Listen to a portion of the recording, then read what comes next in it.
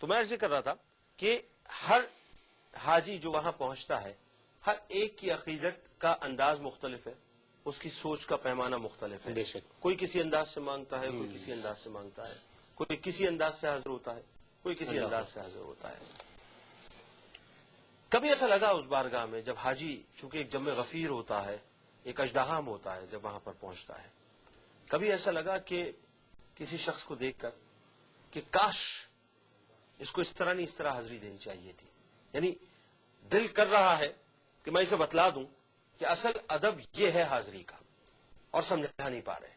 کبھی ایسا لگا کہ ہمارے اندر کمی ہے، ہم اسی کو دور کریں اور حاضری کا جو اصل انداز ہے وہ یہ ہونا چاہیے. اس سوال کے اندر وہ حاضری کا انداز بھی آ جائے گا کہ جو میں سمجھنا چاہتا ہوں. اور بہت سے لوگ چونکہ یہاں سے جب مدینے کی طرف جائیں گے تو ان کو اندازہ ہونا چاہیے کہ دراصل حاضری اس انداز سے دی جاتی. یا رب سوئے مدینہ مستانہ بن کے جاؤں، اس شم میں دو جہاں کا پروانہ بن کے جاؤں. جو عشاق ہوتے ہیں نا، ہم نے کتابوں میں پڑھا دیکھا، وہ جب بارگاہ رسالت میں آپ صلی اللہ علیہ وسلم میں حاضری دیتے ہیں تو وہ اپنے اطراف سے بے خبر ہو جاتے ہیں.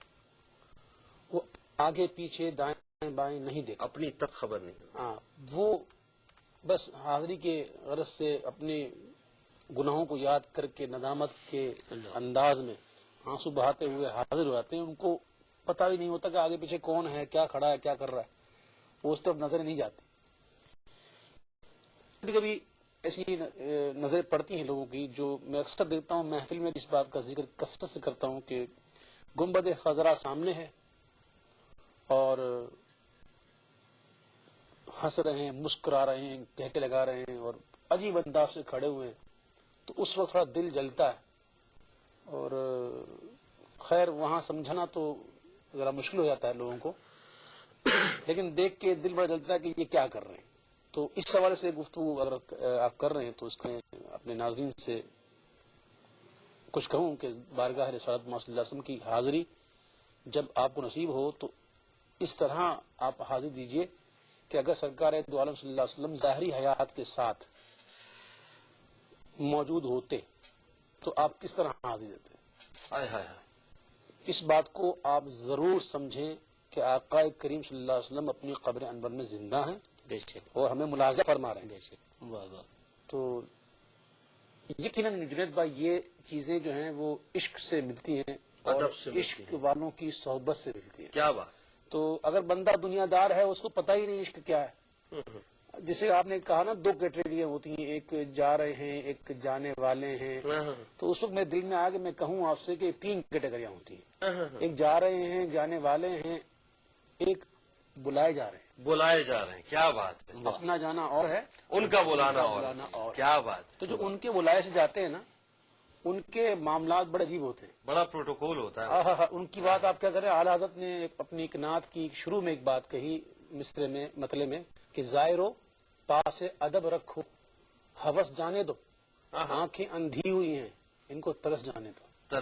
تو مدینہ منورہ میں جا کر میں نے شروع میں شعر پڑھا کہ یا رب سوئے مدینہ مستانہ بن کے جاؤں، اس شم میں دو جہاں کا پروانہ بن کے جاؤں. بات جاری رکھتے ہیں. السلام علیکم جی.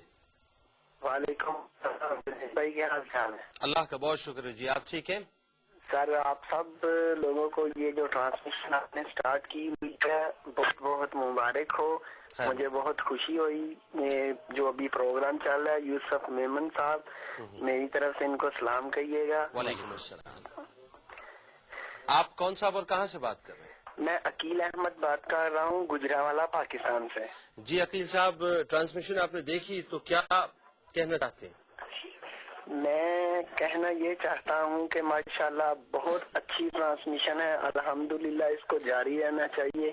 اور یہ ہمارے جو نبی پاک صلی اللہ علیہ وسلم کا عشق مبارک ہے، اس کے بارے میں زیادہ سے زیادہ اگر بات ہو تو سب کو اس کا فیض ملے گا. اور اللہ تعالی ہم سب کو ان کی اطاعت نصیب فرمائے. اور اویس رضا قادری صاحب ماشاءاللہ بہت اچھے نعت خواں ہیں اور مجھے بہت پسند ہیں، لیکن میوزک. عقیل صاحب میرا خیال ہے شاید آپ کی کال ड्रॉप हो गई है। अच्छा जी, अब थोड़ा सा इज्तिमाई तौर पे कुछ बातों को लेके आते हैं, क्योंकि ज़ाहिर है मदीने की हाजिरी की बात होगी, मवाजे की बात हो गई, रसूलुल्लाह सल्लल्लाहु अलैहि वसल्लम से अर्ज़ व गुजारिशात हो गई। मैं एक बात सोच रहा था उवैस भाई, और जाहिर है ये मौजू बड़ा डिस्कस भी होता है, यूसुफ भाई आपकी भी तवज्जो चाहूंगा बिस्मिल्लाह। कि जब मनाजिर दिखाए जा रहे थे तो हर साल हम इस बात पे गुफ्तगू भी करते हैं, हर साल इस बात का तस्करा भी होता है कि जितना डिसिप्लिन, जितना मुनज़्ज़म, जितना महब्बत और बिला तखसीस रंगो नज़र एक जो हमारे यहाँ कॉन्सेप्ट हज के अंदर हमें नजर आता है, दुनिया की किसी और इज्तिमा में, किसी और महफिल में नजर नहीं आता। अच्छा, एक बात जो हमेशा बहुत ज्यादा तक़वियत बख्शती है वो तो ये है कि जब हम इस नज़ारे को देखते हैं तो नजर आता है कि इसकी मिसाल दुनिया में कहीं नहीं मिलती। बेशक। लेकिन क्या समझते हैं कि कहीं कोई कमी है, कहीं कोई ऐसी बात है कि वो इज्तिमा तक, यानी जो हज का इज्तिमा है वहां तक ये तमाम बातें तो महदूद नजर आती हैं, लेकिन जब उस इज्तिमा से हम बाहर निकलते हैं तो सूरत हाल बड़ी मुख्तलिफ नजर आती है। मैं आप दोनों अहबाब से चाहूंगा, जाहिर है आप पढ़ते भी हैं, इल्म भी है, तजुर्बा भी है, दुनिया जमाने पे नजर भी है, कैसे देखते हैं इन बातों को? शैतान का वजूद तो है ना, है।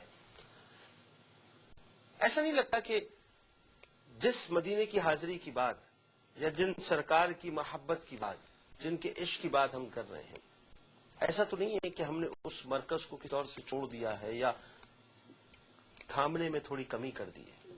असल में हज को जब बंदा जाता है और वहां जो मुजाहरा होता है